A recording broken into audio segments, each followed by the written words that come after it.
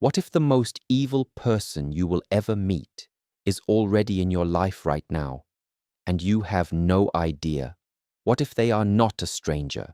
What if they are someone you trust, someone you love, someone you have defended to everyone around you? What if I told you that evil does not look like a monster? It looks like the most charming, caring, understanding person in the room. It smiles at you. It remembers your birthday. It says exactly what you need to hear at exactly the right moment. And that is precisely what makes it dangerous. Today, I am going to show you 7 signs that reveal the true nature of a person. Signs that most people miss until it is far too late. If even one of these signs sounds familiar, pay very close attention, because what I'm about to share with you could be the most important thing you hear this year. Stay with me. 7 signs you're dealing with a truly evil person. What if the most evil person you will ever encounter is not a stranger, but someone sitting right now in the center of your life, wrapped in warmth, familiarity, and a story that makes complete sense to you? We have been taught to fear the darkness we can see, but the darkness that destroys lives is the kind that moves in daylight, that laughs at your table, borrows your kindness, and slowly, quietly begins to take everything. Today we examine 7 signs, 7 mirrors, that reveal whether a person walking beside you is a companion or a predator. The first sign is a charm that feels almost supernatural. They arrive like an answered prayer. They say the right things at the right time with the right energy. You feel seen. You feel chosen. But genuine connection builds slowly through time and shared truth. If someone has made you feel like they are the solution to your entire life within weeks, pause. Watch what happens the first time you say no. That single moment of refusal will tell you everything that months of kindness concealed. Evil is patient, but it cannot hide its true face when denied what it wants. The second sign is the permanent absence of accountability. In their world, nothing is ever their fault.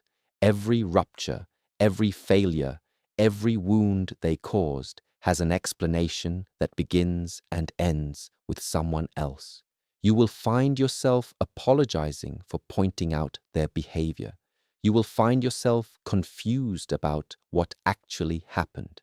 This confusion is not accidental, it is engineered.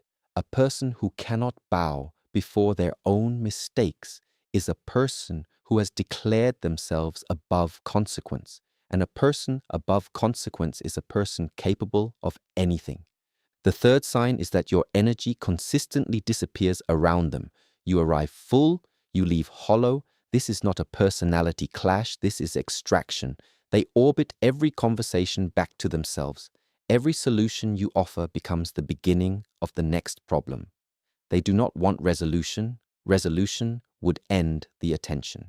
Your exhaustion is their fuel. Your peace would be their loss. Notice who drains you and who fills you.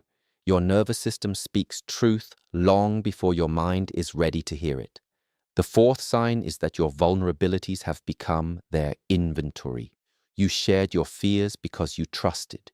You shared your wounds because you believed in their safety. And they listened, not to understand, but to remember. Everything you confessed in love is now a weapon stored carefully for the moment you step out of line. The day you challenge them, the day you try to leave, you will suddenly find your own story used against you. This is not a betrayal born of anger. This is a betrayal that was planned from the beginning. The fifth sign is that they destroy what they cannot control. As long as you served their purpose, you were valued. The moment you developed boundaries, the moment you required respect, you became a threat. And they do not walk away from threats.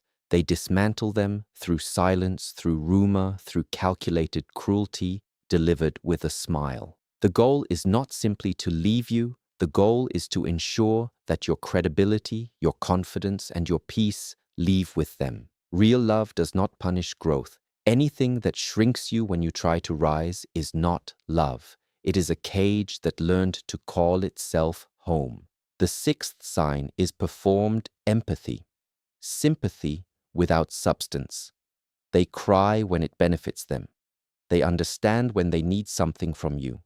They offer comfort that always, somehow, circles back to their own story. True empathy costs something. It requires a person to step outside themselves and genuinely inhabit your pain. Performed sympathy is effortless because it is empty. It is learned behavior, practiced in front of the mirror of other people's reactions. You cannot reach a person who feels nothing when you bleed. You cannot repair a relationship with someone who sees your suffering as inconvenience. The most courageous thing you can do is accept that some people are simply beyond your power to heal. The seventh and final sign, the one that ties all others together, is that your instincts have been whispering the truth for a long time, and you have been silencing them. You have explained away the discomfort. You have justified the patterns. You have chosen the story you wished were true over the reality standing right in front of you. This is not weakness. This is what happens to good people when they apply their own goodness as the lens through which they read others. You assumed they had the same capacity for love that you do.